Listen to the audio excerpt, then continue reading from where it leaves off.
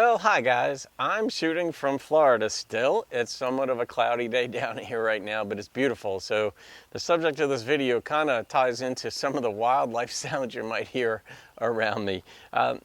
I'm talking about the search for meaning and purpose in life, and that is a big subject. And you know, in the theological, spiritual, scientific debate that goes on, science in many ways discovers wonderful things about the way things work. There are 206 bones in the human body, biology, they're wonderful things. But the thing that science can't give is meaning to life. You can explain the how and the why, but, not the why. They can explain science, people can figure these things out, but for the most part, when we're looking for meaning, we typically look on the outside of us. What does this all mean? The world, the universe, other people, what does it all mean? And something I've figured out over the years, and more recently, is that so much more attention needs to be paid to what's going on the inside of us. And I had a friend of mine years ago tell me, you need to get Liz Gilbert's book, Eat, Pray, Love. And I didn't want to read it. I went to the bookstore, I looked at it, and this is a friend whom I love very dearly. And I trust her on so many things. She's very insightful, she's a dear friend. But I went to go look at this book, and it appeared to be what I would call like a chick book, a female book. Even the font and the decorations on the cover just said this is a book for women. So of course I refused to read it. But as a good friend, every time I would talk with her, she would say, "Did you get it? Did you get the book?" And I'd be like, "Nah, I was kind of, been reading other stuff." Anyhow, I finally broke down and got it because I knew she was going to keep asking me, "Did you get the book? Did you read it?" And so I got the book, and I loved the book, Eat, Pray, Love. Loved it. Against every inclination that I thought I would have, I loved this book. And my friend had said, when you get to the part where you know your word, call me. And I didn't know what she was talking about. Well, and I'm not going to spoil it for you either, but when I got to the point when Liz, the author, Liz Gilbert, had developed this idea of your word, I knew what my word was. And she developed it so well in the book. Get it if you're one of the 9 people on planet Earth that hasn't read it yet. I knew what my word was. My word was compassion. I knew it immediately. And, and this was 7, 8 years ago, and it informed me. It made me think about certain things that were going on within me. My answer to my word wasn't outside of me.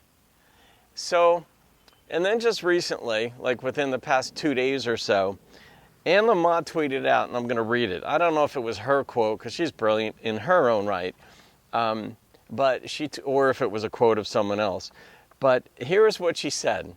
She said, "You know you've made God in your own image when he hates the same people you do." And of course, I laugh at Anne's quotes, but the reason I laugh is because there's typically humor in truth. And, you could extend that to he loves the same people you do. But when I combine the two ideas of Liz Gilbert's idea of developing the idea, for me it was compassion. That lives inside me. And the things that I have problems with in this world are when I don't see compassion being extended to other people. And I include kindness, thoughtfulness, and generosity under the umbrella of compassion. You could argue that maybe kindness is the blanket or thoughtfulness encompasses those.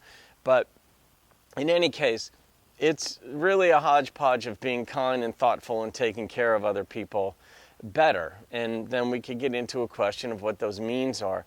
But the compassion is what lived in me. I knew it right away. And when I thought about Anne's quote about, assigning these attributes to God that just so happen to be within you, it really speaks to the age-old Greek philosopher's idea of knowing yourself.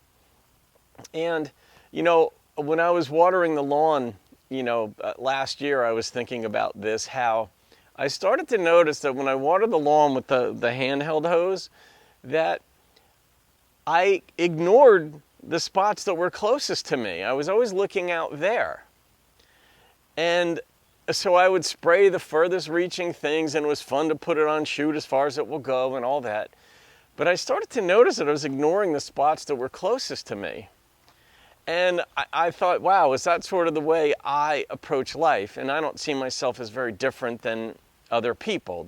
Each of us is unique in certain ways, but many of the things are common to man, as the expression goes, or to mankind.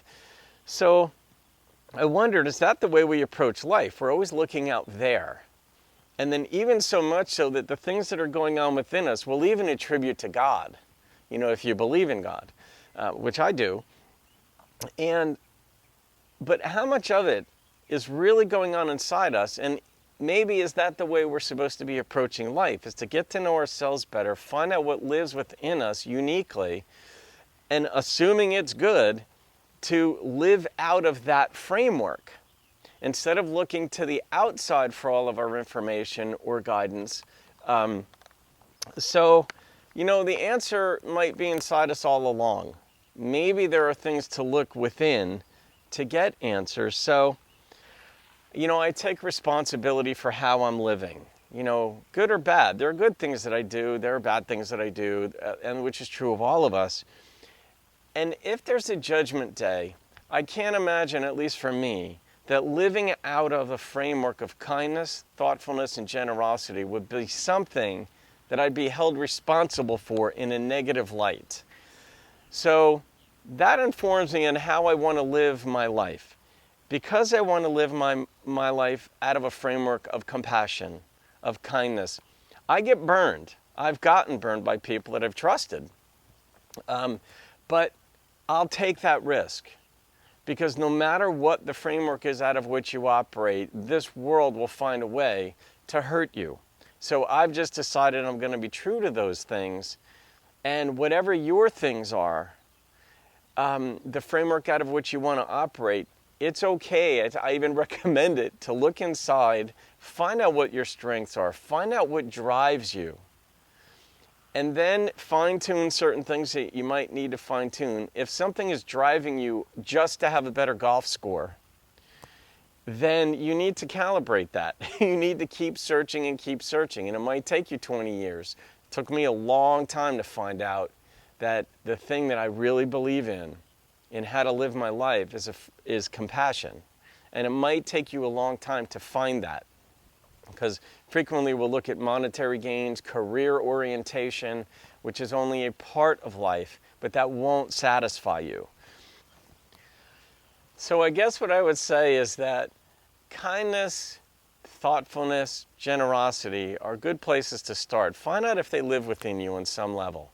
Not because they live within me, just because they're satisfying and they put together a social fabric that makes your life and others around you more rewarding.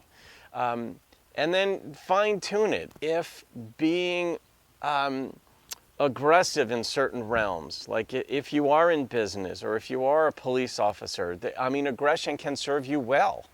And so find out where and when and how those things should work for you. But as a matter of the course of life, when you get up in the morning and you greet your husband or wife or your children, or if you're single, you meet your friends and talk with them, find out how you want to live your life and then take the risk to actually live that way. If you're surrounded by people who are fairly heartless, it doesn't mean you need to be heartless. You still can be a leader in the capacity of being kind. So when I say find the purpose to your life, it might actually be within you. It just might take a lot of searching. I know those of us who have read the Bible many, many, many, many times, and people who still do continue to look for the answers in there.